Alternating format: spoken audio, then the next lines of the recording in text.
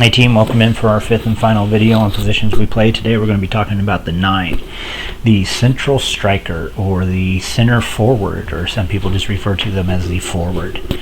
The person in the number 9 position on most teams, when you meet them, they are several things, but the one that usually sticks out to most people are they are the bravest.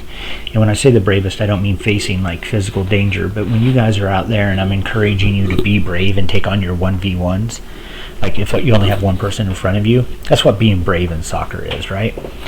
And I always encourage you guys to do that as long as you're not right in front of our goal. If you're out wide on the defensive half, take on that one person in front of you. The only way you're going to get better at winning your 1v1s is by taking on 1v1s.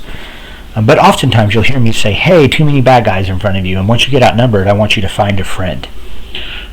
Well, a lot of times that 9, who's usually right there in front of goal, trying to seek out that score, they'll have at least 2 people in front of them, and that's why I say they're the bravest. They have to take on usually more than one defender at a time to try and get a peek at goal. That's not always the right choice. If you got somebody in position to support you and you got bad guys in front of you, pass it off. But a lot of times you're by yourself. We've just defended them attacking us and everybody's pushed back but you to help defend. Ball comes flying out and you've got it up there and it's just you versus 2 defenders usually. As the 9, you're almost always outnumbered. So that's what I mean when I talk about the 9 needing to be brave. As usual, I'll talk about the defensive roles and the attacking roles of the 9. As the 9 on the defensive side, you're usually my first defender. This is especially true during set pieces, like the other team's goal kick and their kickoffs. You have the unique ability a lot of times to shape play to one side or the other, and then knowing when to drop all the way back to help with defense when we no longer outnumber them, because when we play defense we want to outnumber them. Attacking roles, be a target. You got to stay out there and be in space so that we have somebody to kick the ball up to. Create length, same thing. Recognize space. Because you're a central channel player, you've got the freedom of moving left or right, your channel plus 1. There's going to be a lot of space open to you, and since you have the freedom of not having to worry about having to drop back to defend except for in special circumstances, that helps you exploit space. That helps you find space on the field, and then most importantly, move. All right, let's talk about being that first defender. Like I said, this is especially true during their goal kicks. So if bad guy goalkeeper's down here in their goal, we're moving this direction. And then they've got a bad guy over here and a bad guy over here, just like we do. We have to mark up, and we talked about that during our goal kick video. But you as the 9, it's your job to mark whichever player is closest to the goal. And in this case, both these bad guys are equally as close. But let's say this guy is actually playing up here. You'd go over here and mark this bad guy because he's the closest to the goal. You're my first defender. During a kickoff, I always tell whoever the number 9 is, hey, Henley, as soon as they touch this ball, it's your ball. You go get it, because you should be the closest to the ball during that. As we get older and we start facing teams that more consistently use their goalkeeper to switch the point of attack, or as a support player or whatever, often as the 9 up here running around between the 2 center backs, you're the first defender. Which brings me up to shaping play. If we go back to the scenario where there's a bad guy here, bad guy here, bad guy there, and bad guy here, and you're over here marking this guy because he's closest to the ball, if you scoot inside a little bit and the ball goes out to them, you're going to have to come to him at an angle which will naturally force him to put it out here wide. Shaping play is just a fancy way of saying forcing the ball one direction or the other. Just like first defender is a fancy way of saying whoever's closest to the ball. That happens during gameplay too. If you notice that, like, we've all gotten sucked over here, and the opposing team is all the groups of bad guys. They spit the ball out over here to a player. If you approach them at an angle like this, it forces them to play it back this direction. You're forcing the team, the bad guy team, to play the ball into a congested area, which is a lot less dangerous for us, and we're more likely to contest that ball, maybe even win possession. So that's what shaping play for. So I'm gonna do some super quick, easy math here. We're not going to talk about the goalkeepers, okay? Because obviously the goalkeepers, they stay where they're supposed to stay at. They stay protecting their goal. At the point that I'm making this video, we've played 4 games in the fall season, and out of those 4 teams, 2 of them have left their defenders deep, even when their entire offense was up here. Right? The other 2, they play more like I would prefer us to play, and they moved their defenders up to the mid-pitch line and did their thing. So at this point, they've got 2 players playing defense, not really a threat to goal. And we have, which leaves them 4 attacking goal, right? Which leaves us 1, 2, 3, 4, and 5 defending our goal. Our 7, our 11, our 8, our 4, and 5. I know they're not where they're supposed to be.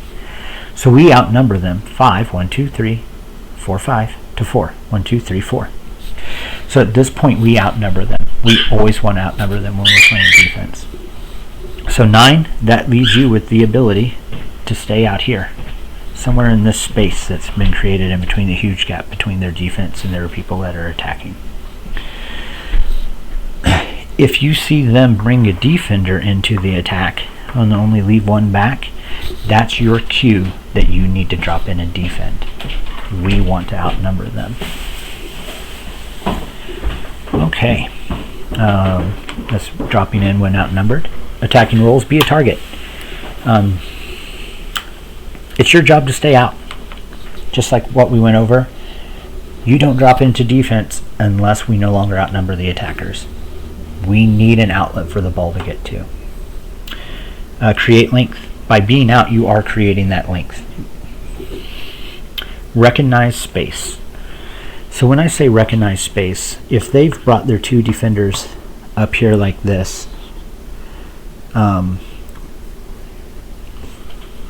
you just hang out in the space between the 2 of them.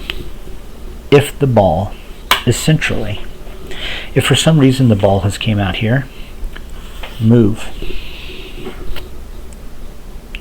Because more than likely that ball is going to come up that way. If the ball comes out here, move. Try to stay even with the ball left to right. Because you are a central player, you get the central channel plus the left and the right.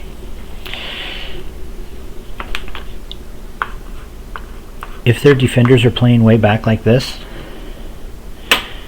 get further away. Try to stay connected to your team a little bit, but by you being here, that kind of keeps their center backs from joining the attack. And again, if the ball moves left or right, move with it. And I guarantee you there's some kids on our team that can get it that far up there to you. Sometimes you don't want to move left or right with the ball. Sometimes, just like how I encourage our center backs to have 1 kind of push up into the attack and 1 stay back a little bit. As we keep playing soccer, you're going to see a lot of teams doing that. And that actually creates good space for a 9 to sneak into. So center backs, listen to this part. If you got a center back that is pushed up here to support,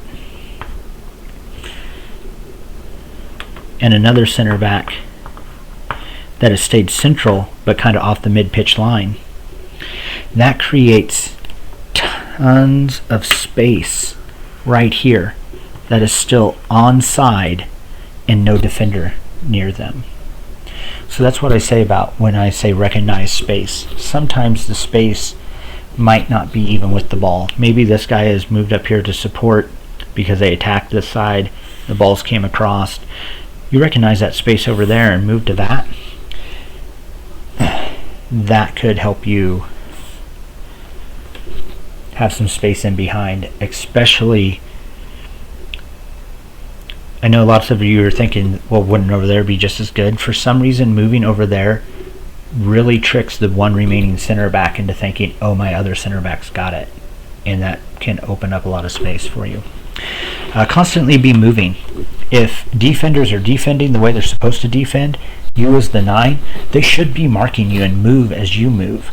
So if they've got their 4 and 5 here, you're coming up, and the 8's got the ball, and he's dribbling up the middle of the field with the ball, you just moving this way away from him might drag this defender with you so that the 8 can just continue to dribble. If it doesn't, yeah, no big deal. I always say no run is wasted. All right. We talked about moving with the ball left and right as the ball moves, staying out as long as we outnumber them on defense. We talked about being a target, creating that length, recognizing the space, always be moving as the 9. As the player that's the biggest threat, you take up a lot of people's attentions, even the coaches' attentions. You hear me all the time going, hey, who's got that kid marked? They're all back here by themselves.